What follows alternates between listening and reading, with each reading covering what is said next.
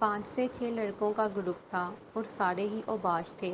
Academy کے باہر class bunk کر کے اپنی اپنی بائیکوں پر کھڑے وہ ایک دوسرے کے ہاتھ پر ہاتھ مار کر شور شرابے میں مصروف تھے۔ اوئے فرق کیا سوچ رہا ہے؟ ان میں سے ایک لڑکا سب سے لاتعلقی برتے کسی گہری سوچ میں مصروف تھا۔ اس کے دوست اجمل نے اس سے پوچھا لیکن اس نے سنا نہیں۔ ابے کہاں گم ہے یہ؟ اجمل نے عبید کے کان میں سرگوشی کی۔ اسے کون سا غم لگ گیا؟ اجمل کی بات سن کر عمر نے زبیر کو کوہنی مار کر اپنی طرف متوجہ کیا۔ اوئے فرق کیا ہو گیا تجھے؟ فرق کے ساتھ کھڑے بابر نے اس کا کندھا جھنجھوڑا تو وہ ہوش میں آیا۔ کیا سوچ رہا ہے؟ اجمل نے آنکھ مارتے پوچھا۔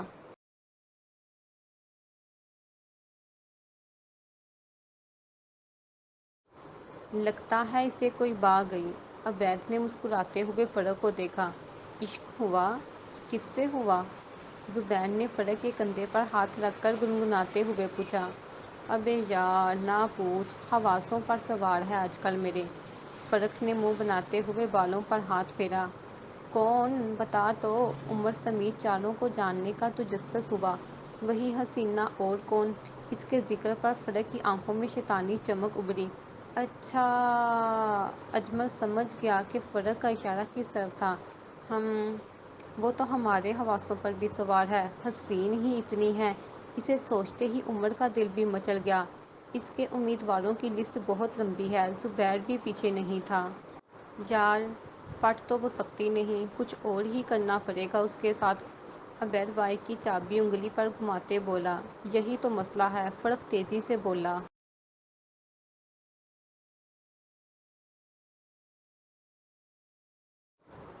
ہر مسئلے کا کوئی نہ کوئی حل ضرور ہوتا ہے، سوچو مل جائے گا۔ اجمل نے فرق کا کندھا تھپک کر کہا اور سارے گہری سوچ میں پڑ گئے۔ یار ایک آئیڈیا آیا ہے۔ عمر کے دماغ میں شیطانی منصوبہ بنا۔ ہاں بول۔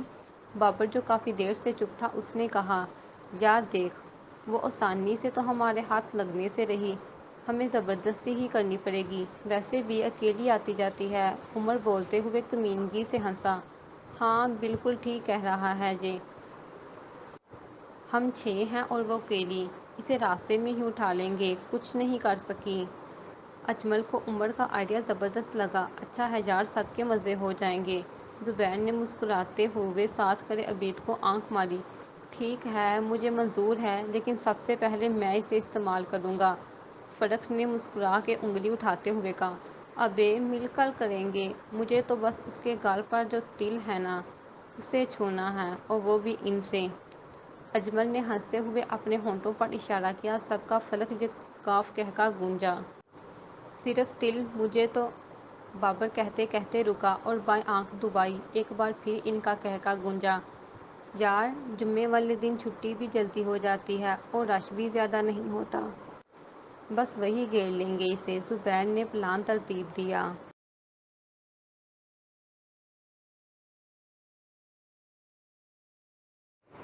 ہاں فرق اور اجمل تم دونوں ایک بائک پر، عبید اور زبیر تم دونوں دوسری بائک پر ہونا، اور میں اور بابر گاڑی لے آئیں گے۔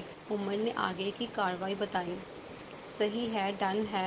فرق نے ہنستے ہوئے ایک ایک کر کے سب کے ہاتھ پر تالی ماری اور وہ درندے صفت انسان ہوشیاری سے کام لینے کا سوچتے رہے۔ انمول نے جائے نماز طے کر کے کرسی کی پشت پر رکھا اور اسی کرسی پر سر پکڑ کر بیٹھ گئی۔ اسے سمجھ نہیں آ رہی تھی کہ کیا کرے۔ وہ شادی نہیں کرنا چاہتی تھی، تالیہ کے اصرار پر راضی ہوئی تھی، لیکن جیسا ہمسفر وہ اپنے لیے چاہتی تھی ویسا اسے مل نہیں رہا تھا۔ اوپر سے تالیہ اور اعجاز کو اس کی شادی کی جلدی تھی۔ انمول؟ وہ سوچوں میں گڑی بیٹھی تھی۔ ماریا دروازے پر دستک دیتی اندر چلی آئی۔ کیا ہے؟ دوپٹہ کھول کر اس نے ڈھیلا کیا۔ امی بلا رہی ہیں تمہیں۔ اس کا دمکتا چہرہ ماریا کو پھر سے حسرت میں مبتلا کر گیا۔ وہ پیغام دے کر چلی گئی اور انمول سر ہلاتی تالیہ کے کمرے میں آئی۔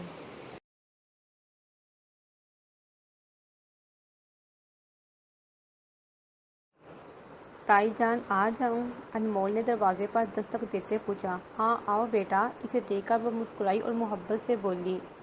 جی۔ وہ ان کے سامنے کھڑی ہو گئی۔ بیٹھو۔ اپنے پھیلے ہوئے پاؤں سمیٹ کر تالیہ نے بیٹھنے کا کہا اور خود بھی سیدھی ہو کر بیٹھی۔ اپنے تایا جان کی باتوں کی وجہ سے پریشان مت ہو بیٹا، تم تو جانتی ہو کہ ہم کتنی محبت کرتے ہیں تم سے۔ تالیہ نے پیار سے اس کے سر پر ہاتھ پھیرا اور انمول سمجھ گئی کہ انہیں اس سے کچھ چاہیے، جبھی یہ مصنوعی پیار امٹ امٹ کر آ رہا تھا۔ جی تائی جان، جانتی ہوں، یہ بھی کوئی کہنے والی بات ہے، اور میں تایا جان کی باتوں کی وجہ سے بالکل بھی پریشان نہیں ہوں۔ کوشش کروں گی کہ آپ لوگوں کی پریشانی جلد ختم کر دوں۔ اس نے بھی تالیہ کے انداز میں کہا۔ وہ ان کی فطرت سے خوب واقف تھی اور سامنے والے کی فطرت سے کھیلنا جانتی تھی، خاص کر تالیہ کی۔ میری پیاری بیٹی، مجھے پتا تھا تم ہماری پریشانی سمجھو گی۔ تالیہ کی زبان سے شہد ٹپک رہا تھا۔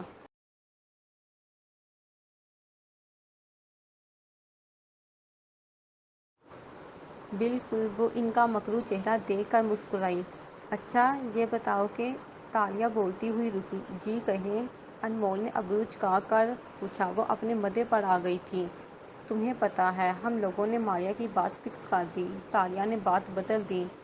جی لیکن یہ نہیں بتایا کہ کس سے کی۔ اس نے مسکرا کر منہ پر آئے بال پیچھے کیے۔ یہی بتانے کے لیے تو بلایا تھا اپنی شہزادی کو میں نے۔ منافقت تو ان میں کوٹ کوٹ کر بھری ہوئی تھی۔ اچھا، آنکھیں پھیلا کر حیرت کا مظاہرہ کرتے ہوئے اس نے چپلیں اتاری اور دونوں پاؤں اوپر کر کے تالیہ کے سامنے ہوئی۔ وہ سب جان کر بھی انجان بن جاتی تھی، ایسے ہی تھوڑی سالوں سے منافقوں کے ساتھ گزارا کر رہی تھی اور تالیہ سمجھتی تھی کہ وہ آسانی سے اسے بیوقوف بنا لیتی تھی، جبکہ بیوقوف وہ انہیں بنا جاتی تھی۔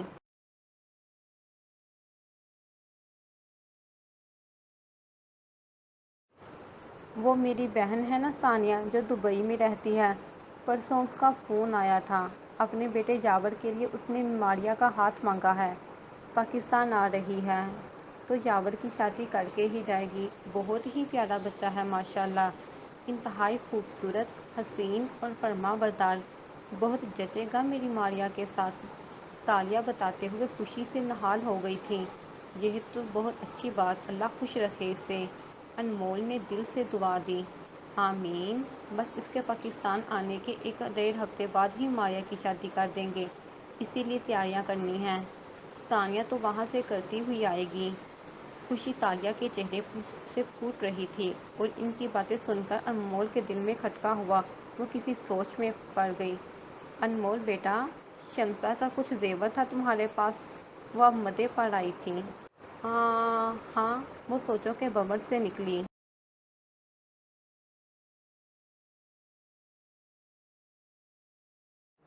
وہ مجھے دے دو، میں تروا کر نیا بنوا لوں گی، کام آئے گا تمہاری شادی پر۔ وہ مسکراتی ہوئی محبت سے بولی۔ زیور کے نام پر ان کی آنکھوں میں چمک ابھری۔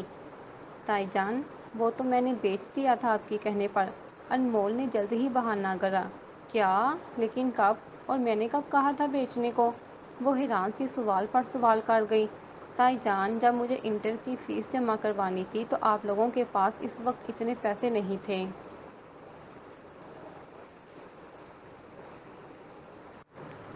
کہ میں فیس جمع کروا پاتی۔ پھر آپ ہی نے مشورہ دیا تھا کہ اپنی امی کا زیور بیچ دو، ساری فیسیں اسی سے چلی جائیں گی، یاد نہیں آپ کو؟ انمول نے مہارت سے جھوٹ بولا۔ اچھا، مجھے یاد کیوں نہیں آ رہا؟ تالیہ ذہن میں زور دے کر سوچنے لگی۔ تائی جان، کل کی بات تو نہیں ہے جو فوراً یاد آ جائے، اتنے سال ہو گئے۔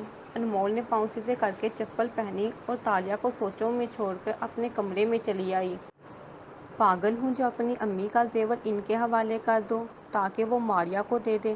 ہرگز نہیں۔ نخوت سے سر جٹر کر اس نے دروازہ بند کر کے لائٹ آف کی اور بستر پر ڈیر ہو گئی۔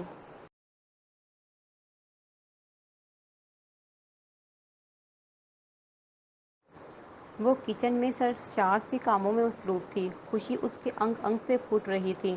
برسوں بعد اسے سکون میسر ہوا تھا۔ امی! علی ماں کو ڈھونڈتا ہوا کچن میں آیا، لیکن نہ جانے وہ کون سی سوچوں میں تھی، اسے علی کی آواز سنائی نہیں دی۔ دیگچی میں چمچہ چلاتی وہ کھڑکی سے باہر دیکھ رہی تھی اور ہونٹوں پر دھیمی سی مسکان تھی۔ یہ خوبصورت مسکراہٹ علی نے پہلی بار ماں کے چہرے پر دیکھی تھی۔ وہ بھی مسکرایا اور ماں کے قریب جا کر اس کا ہاتھ ہلایا۔ کیا ہوا بیٹا؟ وہ چونکی۔ امی مجھے بھوک لگ رہی ہے، وہ معصومیت سے بولا۔ شمیم نے مسکرا کر اس کے بالوں میں ہاتھ پھیرا۔ مجھے پتا تھا میرے شہزادے کو بھوک لگ رہی ہوگی، اس لیے میں نے اس کے لیے چپس بنائے ہیں۔ شمیم نے آنچ دھیمی کر کے جھک کر بیٹے کو گود میں اٹھایا اور سامنے پڑی چپس کی پلیٹ ہاتھ میں لے کر کچن میں پڑی ڈائننگ ٹیبل پر بیٹھ گئی۔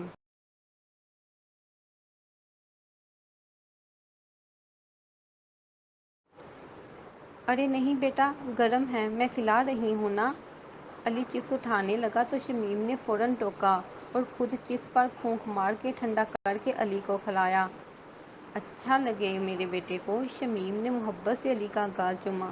ہاں بہت، وہ خوشی خوشی ماں کے ہاتھ سے کھا رہا تھا۔ شمیم کہاں رہ گئی؟ ابھی تک چائے نہیں دی؟ مجید تولیے سے سر مسلتا وہاں آیا۔ سوری مجید، میں بھول گئی، اسے بھوک لگ رہی تھی، چپس کھانے بیٹھ گئی، ابھی بناتی ہوں۔ مجید کی آواز پر اسے یاد آیا کہ اس نے چائے کا کہا تھا۔ نہیں، تم پہلے اسے کھلا دو، چائے بنا دینا آرام سے، مجھے کوئی جلدی نہیں ہے۔ محبت بھری نگاہ شمیم پر ڈال کر اس نے نخوت سے علی کو دیکھا جو مسکرا کر اسے ہی دیکھ رہا تھا، لیکن مجید کی سخت نظروں نے اس کی مسکراہٹ ختم کر دی۔ وہ سر جھکا کر چپس دیکھنے لگا۔ مجید وہاں سے چلا گیا۔ امی، آپ بابا کو چائے دے دیں، یہ ٹھنڈے ہو گئے ہیں، میں خود ہی کھا لوں گا، علی مسکراتے ہوئے شمیم سے کہا۔ ٹھیک ہے میری جان۔ شمیم نے اس کے بالوں میں بوسہ دیتے ہوئے دوسری کرسی پر بٹھایا اور پھر جلدی سے مجید کے لیے چائے بنا کر کمرے میں آئی۔ مجید بیڈ پر لیٹا ٹی وی دیکھ رہا تھا۔ شمیم کو دیکھتے ہی اس نے والیوم کم کیا۔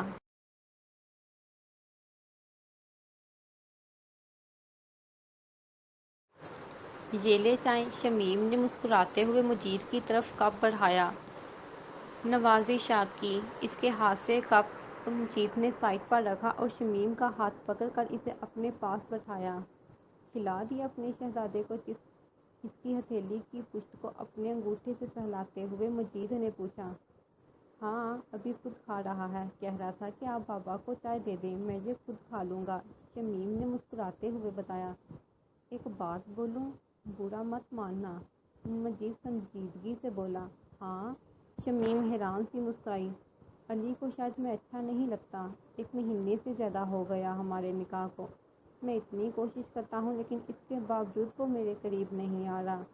اگر اسی طرح چلتا رہا تو میرے دل میں اس کے لیے جو گنجائش ہے شاید وہ جلد ختم ہو جائے۔ سنجیدگی سے کہتے ہوئے اس نے شمیم کو دل و خدشات میں مبتلا کر دیا۔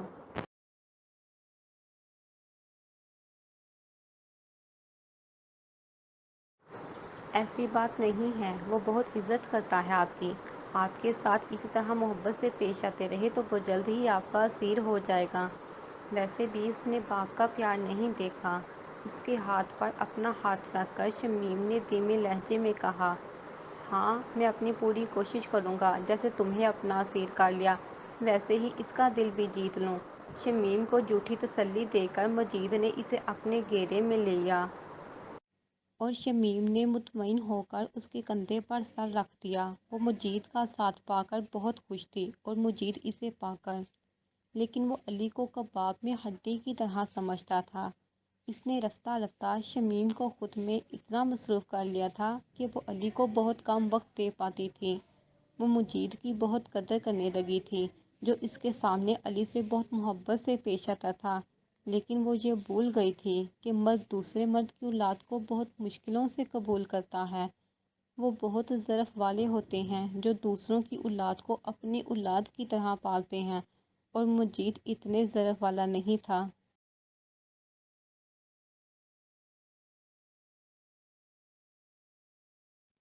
آج صبح سے انمول کی طبیعت کچھ نرم گرم تھی، شاید بدلتے موسم کا اثر تھا۔ وہ اکیڈمی سے جلدی چھٹی کر کے نکل گئی۔ معمول کے برعکس آج سڑک سنسان تھی، اکا دکا لوگ ہی تھے۔ وہ تیزی سے چلتی اسٹاپ تک پہنچی، اسے گھر تک پہنچنے کے لیے بسیں بدلنی پڑتی تھیں۔ وہ سینے پر ہاتھ باندھے بس کا ویٹ کرنے لگی، جب ہی اسے کسی کے چلانے کی آواز سنائی دی۔ اس نے مڑ کر دیکھا اور ایک 16 سالہ لڑکی یونیفارم میں ملبوس بھاگتی ہوئی آ رہی تھی اور اس کے پیچھے کچھ اوباش لڑکے پڑے ہوئے تھے۔ انمول کی سمجھ میں سارا معاملہ آیا۔ اپنے منہ پر ماسک چڑھا کر وہ اس لڑکی کے پاس آئی جو بے حد گھبرائی ہوئی تھی اور رو رہی تھی۔ اس لڑکی کے ساتھ کھڑے انمول کو دیکھ کر ان لڑکوں نے بائک تھوڑے فاصلے پر روک دی۔ کہاں چلی گئی تھی تم؟ تمہیں پتہ ہے کتنی دیر سے ڈھونڈ رہی ہوں میں تمہیں؟ انمول نے اپنی گھبراہٹ پر قابو پاتے ہوئے اونچی آواز میں مضبوطی سے کہا۔ اس کی آواز ان لڑکوں نے واضح سنی تھی۔ وہ گھبرائی ہوئی لڑکی حیرت سے اسے دیکھنے لگی۔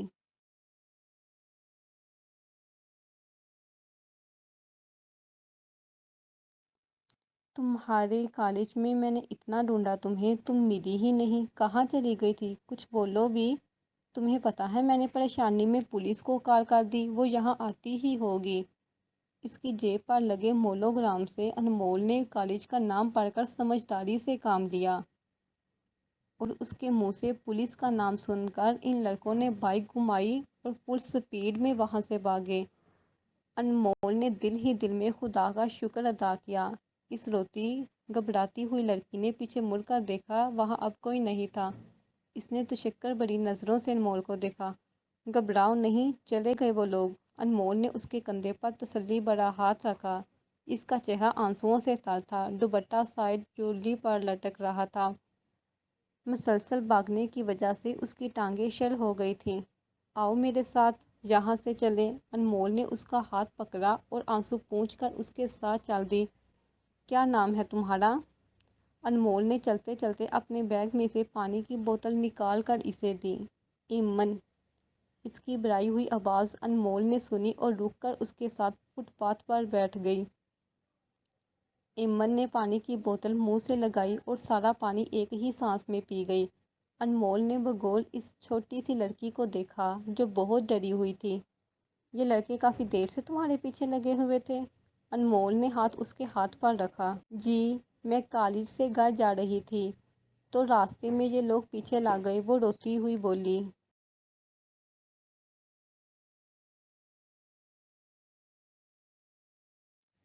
ارے پلیز رو نہیں، اب کچھ نہیں ہوگا، تم اکیلی گھر جاتی ہو؟ اس کے ہاتھ پر دباؤ بڑھاتے انمول نے نرمی سے پوچھا۔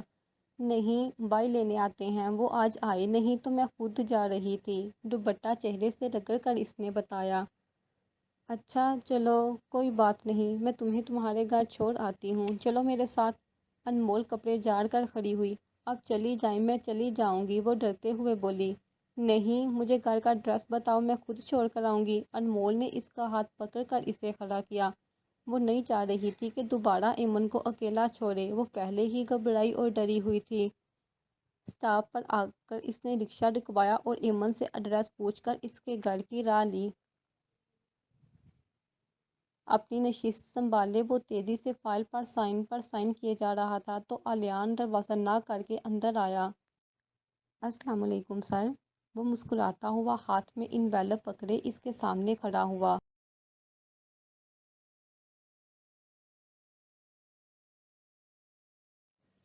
وعلیکم السلام الیان، کیا رپورٹ ہے؟ اشتر نے فائل بند کر کے سائڈ پر رکھی فائلوں کے اوپر رکھ دی۔ سر گڈ نیوز ہے، اشتر کے اشارے پر وہ بیٹھا۔ الحمر والوں سے ڈیل ہو گئی ہے، الیان نے خوشی سے مسکراتے ہوئے انویلپ اس کے سامنے رکھا۔ گریٹ۔ دونوں ہاتھوں کی انگلیاں آپس میں پیوست کر کے اس نے ہاتھ ٹیبل پر رکھے اور ایک نظر انویلپ پر ڈالی اور پھر الیان کو دیکھا جو مسکرا رہا تھا۔ سر، نیکسٹ ویک تک انشاءاللہ میٹنگ ارینج ہو جائے گی اینڈ آئی ایم شیور آپ اس بار بھی ضرور کامیاب ہوں گے، الیان پر امید تھا۔ ہم۔ اس کے چہرے پر کسی قسم کے کوئی تاثرات نہیں تھے، چہرے پر سنجیدگی ہمیشہ کی طرح قائم تھی اور آنکھوں میں سرد مہری جو ایک لمحے کے لیے بھی جدا نہیں ہوتی تھی، اور 2 سالوں میں الیان نے کبھی ان آنکھوں میں نرمی نہیں دیکھی تھی۔ آفاق کیا کر رہا ہے؟ اس نے بویں اچکا کر مینیجر کا پوچھا۔ سر، وہ کسٹمرز کو ڈیل کر رہے ہیں، آج بڑی تعداد میں لوگ یہاں آئے ہیں، الیان نے مسکراتے ہوئے بتایا کہ شاید اب وہ مسکرا دیں لیکن نہیں، وہ اور مسکراہٹ دو الگ الگ چیزیں تھیں۔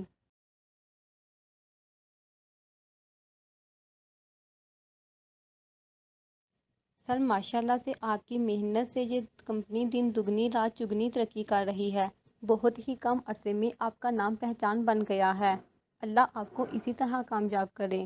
الیان کو خود پر فخر ہوتا تھا کہ وہ ایک انتہائی محنتی اور خبرو شخص کے انڈر میں کام کرتا تھا۔ جس سے روز بروز اسے کچھ نیا سیکھنے کو ملتا تھا، جبکہ عمر میں وہ اشتر سے بڑا تھا۔ آمین، میرے اکیلے کی نہیں، تم سب کی محنت اس کامیابی میں شامل ہوتی ہے۔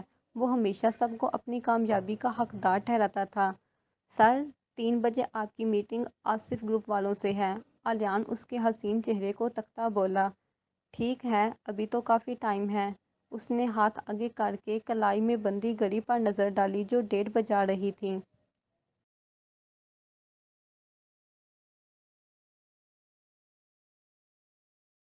سر، ایک بات پوچھوں اگر آپ کو بری نہ لگے؟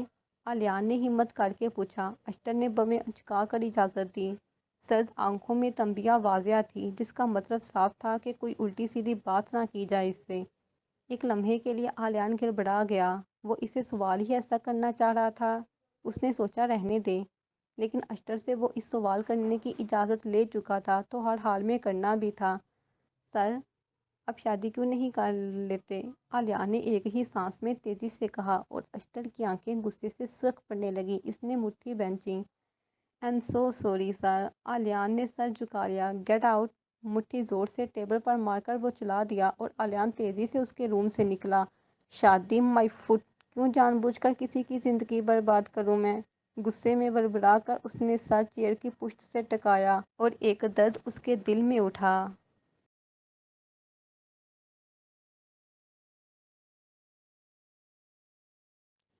سر، اللہ کرے آپ کو کسی سے عشق ہو جائے۔ دروازے کے باہر کھڑے آلیان نے جیسے اسے بد دعا دی۔ وہ لمبے لمبے لاغ برتا وہاں سے چلا گیا۔ ساری جگہیں اچھی طرح دیکھنے کے بعد بھی وہ اسے کہیں نہیں ملی۔ دل درد سے پھٹنے کے قریب تھا۔ ہزاروں خدشے اس کے دل میں بڑھ گئے تھے۔ طرح طرح کے وہم ستا رہے تھے۔ وہ شکست خوردہ سا گھر پہنچا تو ماں کا رو رو کر برا حال تھا۔ میری بچی ملی۔ ماں دوڑتی ہوئی اس کے پاس آئی۔ اس کی آنکھوں میں نمی اتری۔ اس نے سر جھکا کر نفی میں سر ہلایا۔ ہائے میری بچی، نہ جانے کہاں ہو گئی، کس حال میں ہوگی۔ اس کی ماں سر پیٹ کر رونے لگی اور اس کی آنکھوں سے آنسو ٹوٹ کر گرے۔ اس کی لاڈلی بہن کا کچھ اتا پتہ نہیں تھا اور وہ بے بس تھا۔ اسی اسنا میں دروازہ بجا۔ لگتا ہے آپی آ گئی۔ اس کا چھوٹا بھائی جو ایک کونے میں کھڑا رو رہا تھا، دوڑتا ہوا دروازے تک گیا اور دروازہ کھولا جو اس کی بہن اس کے سامنے تھی۔ امی! ایمن روتی ہوئی گھر میں داخل ہوئی اور اس کی آواز سنتے ہی ماں اٹھ کھڑی ہوئی۔ بھائی کے بے جان ہوتے وجود میں جان پڑی۔ ارے میری بچی! بیٹی کو صحیح سلامت دیکھ کر ماں نے اس کے گال چومے اور اپنے سینے سے لگا لیا۔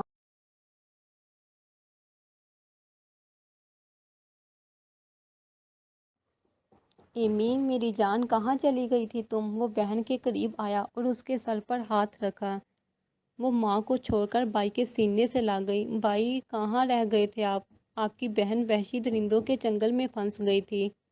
اگر یہ وقت پر نہ آتی تو میں نہ بچتی، نہ میری عزت۔ وہ بھائی کے سینے سے لگی زاروں قطار روتی ہوئی بولی۔ اس نے اور اس کی ماں نے نظریں اٹھا کر دروازے پر کھڑی انمول کو دیکھا اور انمول کو دیکھتے ہی فلک کو 1000 واٹ کا کرنٹ لگا تھا۔ وہ آنکھیں پھاڑ کر اسے دیکھتا ایمن کو چھوڑے بے اختیار پیچھے ہوا۔ ایمن نے ساری روادار انہیں سنائی کہ کس طرح انمول نے اس کی مدد کی۔ تمہارا بے حد شکریہ بیٹا، تم نے ہم سب کو بچا لیا۔ ماں نے اس کے سامنے ہاتھ جوڑ کر شکریہ ادا کیا۔ ارے آنٹی، یہ کیا کر رہی ہیں؟ پلیز ایسے مت کریں۔ انمول نے آگے ہو کر ان سے جڑے ہاتھ تھام لیے۔ بہت بڑا احسان کیا ہے تم نے ہم پر۔ ماں نے ممنون ہو کر انمول کو دیکھا۔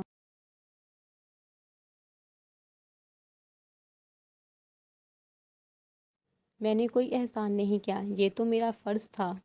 اس نے مسکرا کر ایمن کی طرف دیکھا جو گھر پہنچ کر سنبھل گئی تھی۔ فلک نے بڑی مشکلوں سے خود کو سنبھالا۔ اپنے دل کی کیفیت اس وقت وہی جانتا تھا۔ آپ کا شکریہ مس، فلک نے اٹکتے ہوئے سر جھکا کر کہا تاکہ اس کی آنکھ سے بہنے والے آنسو وہ نہ دیکھ لے۔ اس کی ہمت نہیں ہو رہی تھی کہ وہ اس پر نظر ڈالتا۔ ایسا زبردست تھپڑ اس کے منہ پر پڑ چکا تھا اور انمول تو فلک کو پہچان گئی تھی۔ شکریہ ادا نہیں کرو فلک، بس ایک اچھے بچے ہونے کا فرض ادا کرو۔ ایمن تمہاری ذمہ داری ہے، تم ذمہ داری کو احسن طریقے سے نبھاؤ، اس میں کوتاہی نہیں کرو۔ جانتے ہو نا، معاشرے میں انسانوں کے روپ میں بھیڑیے چھپے ہوئے ہیں۔ جو بس تنہا لڑکی کو نوچنا جانتے ہیں۔ تم اس کے بھائی ہو اور اس کے محافظ ہو، تم نے بچانا ہے ان لوگوں سے اور بس ہر حال میں اپنی بہن کا ساتھ دینا۔ جب تم مضبوط ڈال بن کر اس کے ساتھ ہوگے تو یہ محفوظ رہے گی اپنی طرف اٹھنے والی ہر بری نگاہ سے۔ وہ فرق کو اچھی طرح جانتی تھی، اس نے بہت چن کر لفظوں کا انتخاب کیا جو اس کے منہ پر تمانچوں کی طرح لگے تھے۔ اس کا جھکا سر مزید جھک گیا۔